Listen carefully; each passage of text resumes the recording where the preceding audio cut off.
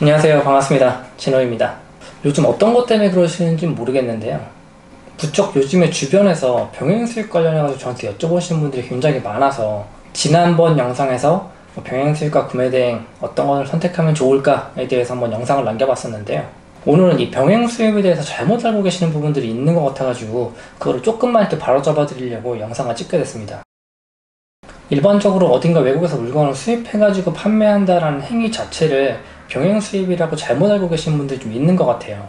그래서 병행수입이 뭔지는 알고 계시는 게 문의를 주신다거나 앞으로 공부를 해나가시는 과정에서 조금이나마 도움이 되지 않을까 싶어서 오늘은 병행수입에 대해서 좀 짤막하게 설명을 드려보도록 할게요. 일반적으로 병행수입이라고 말을 하면 우리가 흔히 알고 있는 그 브랜드들 있잖아요. 예를 들자면 나이키, 리복, 아디다스, 언더아머 등등 이런 우리가 쉽게 생각할 수 있는 브랜드들을 수입을 해와서 판매하는 거라고 생각하시면 조금은 수월하실 거예요. 그런데 이제 우리가 브랜드 제품 자체를 수입을 해가지고 판매를 하려고 하다 보면 상표권이라는 게 걸리잖아요. 우리가 익히 알고 있고 우리나라에서 판매되고 있는 제품들은 거의 대부분이 상표권이라는 게 등록이 되어 있어요. 병행수입 얘기하다 왜 갑자기 상표권 이야기를 하냐 라고 생각하실 수도 있는데요. 실제로 병행수입을 하기 위해서는 상표권과 관련된 내용을 꼭 알고 계셔야 돼서 그 부분이 연관이 되는 거기 때문에 설명을 좀 드리는 거예요. 그럼 먼저 상표권이 뭔지에 대해서 조금 알아보셔야 되거든요. 상표권이 뭐냐, 어떤 브랜드가 있잖아요. 예를 들어서 언더아머다라고 했을 때 그 언더아머라는 이름 그리고 로고 이거를 사용해가지고 판매를 해야 되잖아요. 언더아머라는 실제 제품을 판매하기 위해서는. 그래서 그거를 나라에 난 이 언더아머라는 이름과 이 로고를 사용해서 판매를 하겠다라고 상표권을 등록해서 그 상표를 사용할 수 있는 권리를 내가 부여받는 거거든요.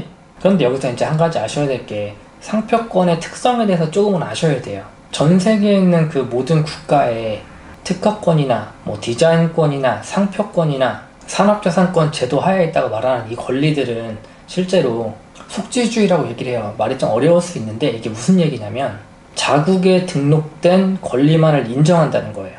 그래서 예를 들자면 내가 만약에 언더아머 제품을 팔겠다라고 했을 때 미국에 언더아머라는 이름과 로고로 상표권이 등록이 되어 있다 할지라도 한국에 언더아머라는 이름과 로고로 상표권이 등록되어 있지 않으면 이 언더아머라는 제품을 우리나라에 그냥 바로 수입을 해와서 판매를 하실 수가 있어요. 이렇게 하면 그냥 일반 수입 판매인 거예요. 조금 말이 어렵기는 한데 이게 알고 보면 굉장히 쉬워요. 그럼 병행수입하고 상표권하고 무슨 관계가 있냐라는 걸 말씀드리자면 어떻게 보면 상표권이 등록이 되어 있느냐 되어 있지 않느냐에 따라서 병행수입이라고 말을 하느냐 그렇지 않느냐라고 판단을 할 수도 있어요. 그럴 일이 별로 없을 수는 있겠지만 예를 들어서 제노라는 브랜드가 외국에 있었다고 생각을 해볼게요. 제노라는 브랜드가 외국에 있어요. 그럼 첫 번째로 제노라는 브랜드가 외국에 분명히 있는데 우리나라에 등록이 안 되어 있다 이렇게 했을 때 이럴 때는 제노라는 브랜드의 제품을 바로 구매를 해서 한국으로 가져와서 판매를 그냥 하셔도 돼요. 전혀 문제가 없어요. 이거는 그냥 우리가 수입해가지고 판매한다라고 이야기하는 거예요. 이걸 굳이 병행수입이라고 얘기를 하질 않아요. 병행수입이라는 말을 보자면 병행해서 수입한다는 얘기잖아요. 그러니까 다른 루트로 수입을 해가지고 판매를 한다는 얘기인데 이미 그 브랜드가 한국에 등록이 되어 있다는 모르지만 등록이 안 되어 있으면 제품을 그냥 수입해가지고 판매하는 거지 병행수입이라고 말하지 않는다는 거예요. 그럼 이제 두 번째로 해외에 제노라는 브랜드가 있는데 상표 등록이 되어 있는데 한국에도 상표 등록이 되어 있다. 이럴 경우에는 한국에서 제품을 병행수입으로 판매를 해도 되는지 안 되는지를 찾아보셔야 되는 거예요.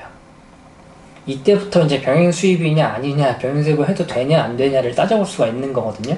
그럼 이게 병행수입이 가능한 브랜드인지 아닌 브랜드인지를 어떻게 판단하느냐라고 했을 때 한 가지 기준이 있어요.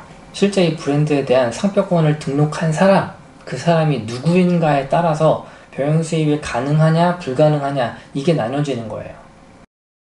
그럼 병행수입법에서는 어떤 식으로 분류를 하느냐, 실제 제노라는 브랜드를 해외에서 상표권을 등록한 사람과 한국에서 제노라는 브랜드를 등록한 사람이 동일인 관계에 있을 경우에는 병행수입이 가능하다라고 되어 있어요. 그런데 여기서 한 가지 아셔야 될 게 동일인이라는 게 실제 해외에서 등록한 상표권자 이름, 이 이름과 한국에서 등록한 상표권자 이름이 같다. 물론 이런 경우도 동일인이에요. 그런데 그 동일인이 동일 인물이란 얘기는 아니고요. 실제 외국에 제노라는 브랜드가 있는데 이 제품을 구매해서 한국에 판매를 하는 판매자가 상표권이란 걸 등록했을 거 아니에요.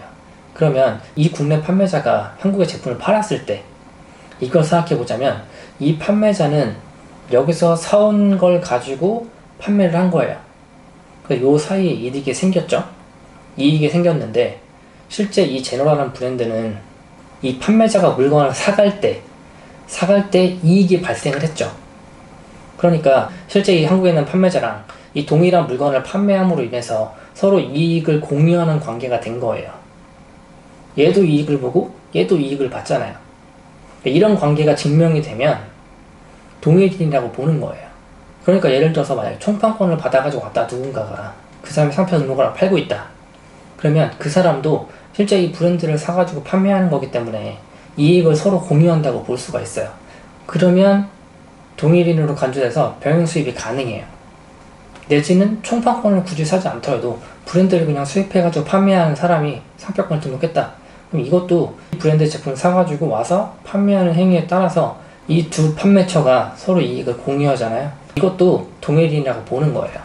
이럴 경우에 우리가 해당 제품을 수입해가지고 판매를 해야지라고 하는 걸 병행수입이라고 이야기를 하는 거예요. 그러니까 실제 병행수입을 해가지고 판매할 수 있을 때 그 제품을 사가지고 와서 판매하는 행위, 이게 병행수입해서 판매하는 행위가 되는 거고요. 우리나라에 뭐 상표조차 등록이 되어 있지 않다, 이런 거는 그냥 수입해서 판매한다라고 생각하시면 돼요. 이걸 굳이 병행수입이라고 부르질 않는다는 거예요. 그런데 이제 여기서 조심하셔야 될 게 딱 한 가지가 있는 게, 이 두 상표권자가 이익을 공유하지 않는 경우도 있어요. 예를 들어서 이럴 수가 있는 거예요. 제노라는 브랜드의 상표권을 가지고 있는 업체의 물건이 있을 것이고, 한국에 제노라는 브랜드의 상표권을 등록한 판매자가 있을 거예요. 그런데 이 판매자가 제노라는 실제 해외 브랜드에서 물건을 사가지고 공급 판매하는 게 아니라 본인이 100% 자체 제작을 해가지고 판매를 할 경우, 브랜드 네이밍만 사와서 제품 자체는 100% 본인들이 생산한 다음에 상표만 붙여가지고 판매할 경우, 이런 경우에는 물건을 판매함에 있어서 서로 이익을 공유하지 않잖아요. 이거는 동일이라고 보지 않는 거예요. 그래서 여기에 해당되는 이 브랜드 제품을 판매하실 수가 없는 거예요. 또 우리가 병행수입이 가능한지 가능하지 않은지 알아보는 방법 중에는 유니패스 사이트 들어가셔가지고 검색을 해보시는 방법도 있어요. 그곳에서 브랜드 네임을 검색하시면 실제 이 제품이 동일인 관계에 있다, 이것도 나오고요. 병행수입으로 판매를 해도 된다 안 된다, 이것까지 나와요. 그래서 그걸 확인하신 다음에 병행수입으로 판매를 할지 안 할지, 해도 되는지 안 되는지를 판단하시면 될 것 같아요. 그런데 실제로 우리가 알고 있는 대부분의 브랜드 있잖아요. 아까 말씀드린 것처럼 뭐 나이키, 아디다스, 언더, 리복, 이런 브랜드들은 대부분 다 병행 수입이 가능해요. 그런데 이제 문제는 한 가지죠. 한 가지 문제가 뭐냐면, 어쨌든 동일한 제품을 사가지고 와서 판매를 할 건데 저렴한 가격에 가져와야 의미가 있잖아요. 저렴한 가격에 가져오지 못하면 의미가 없어요. 그래서 어떻게 하면 저렴하게 가지고 올 수 있을 것이냐, 이것만 해결된다 그러면 병행 수입으로도 충분히 괜찮은 수익을 내실 수 있고 성공을 하실 수도 있다라는 걸 말씀드리는 거예요. 오늘은 뭔가 이렇게 해외에서 수입을 해가지고 와서 판매하는 행위 자체를 병행 수입이라고 딱 못 박아서 설명을 하는 사람들이 있나 봐요. 그래서 그런 것들을 잘못 알고 계시는 분들이 있어서 조금은 짧게 설명을 했는데, 이게 설명을 하려고 하면 좀 더 내용이 많아져요. 그런데 좀 단축해서 축약해서 설명을 하다 보니까 이게 100% 완벽하게 전달이 안 되었을 수도 있고, 조금은 오류가 나는 부분이 제 말 속에서 잘못된 부분이 있을 수도 있을 것 같아요.